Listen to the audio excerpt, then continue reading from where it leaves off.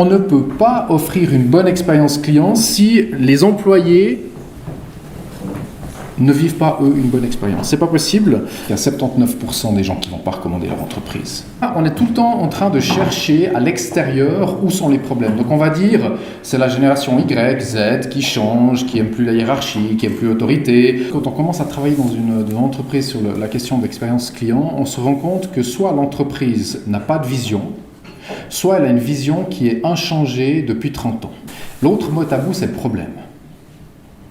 Pourtant, une entreprise, elle n'a raison d'exister que quand elle résout un problème.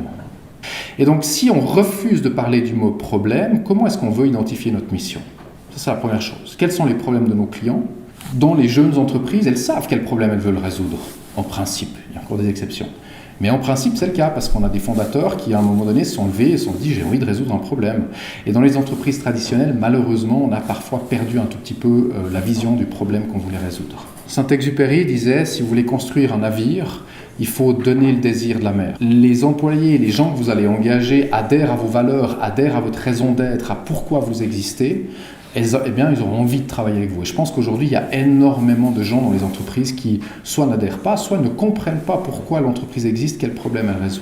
Deuxième point, c'est ces fameux cailloux qu'on a dans les chaussures. En fait, tout au long de la journée d'un employé, comme de celle de vos clients, c'est exactement la même chose, tu peux encore aller un coup, on a tout un tas d'interactions. C'est-à-dire qu'un employé, il va se lever, j'ai mis à 6h du matin, il va prendre sa voiture, il va chercher une place de parc, il va arriver au bureau, il va discuter avec ses collègues, etc. À chacune de ces interactions, il peut y avoir des éléments qui le gênent. Par exemple, il n'a pas de place de parc. Après, il est mal accueilli par ses collègues. Après, il a un système informatique qu'on lui a imposé puis qui ne fonctionne pas comme il aimerait. Le bureau du patron est ouvert, donc aujourd'hui c'est la mode, hein, venez chez moi, dites-moi ce qui ne va pas. Alors, les gens viennent et puis ils disent au manager, ça ne va pas, il y a ça qui m'embête, il y a le frigo qui est toujours sale, ça m'embête, etc., etc. Puis l'employeur, il répond quoi? Ou les managers, ils répondent quoi? J'ai pas le temps. J'ai d'autres problèmes vachement plus importants que ça.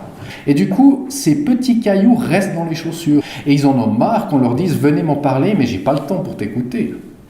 Il faut vraiment enlever ces cailloux qu'il y a dans les chaussures. C'est pas des gros problèmes, c'est rapide, c'est des petites choses des fois.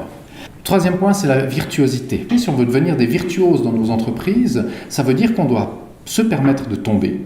On doit se permettre de faire des erreurs et ne pas confondre erreur et échec. Parce qu'une erreur n'est pas un échec dans la mesure où on peut la corriger. Mais si on abandonne et qu'on change, alors on ne la corrige pas et oui, c'est un échec.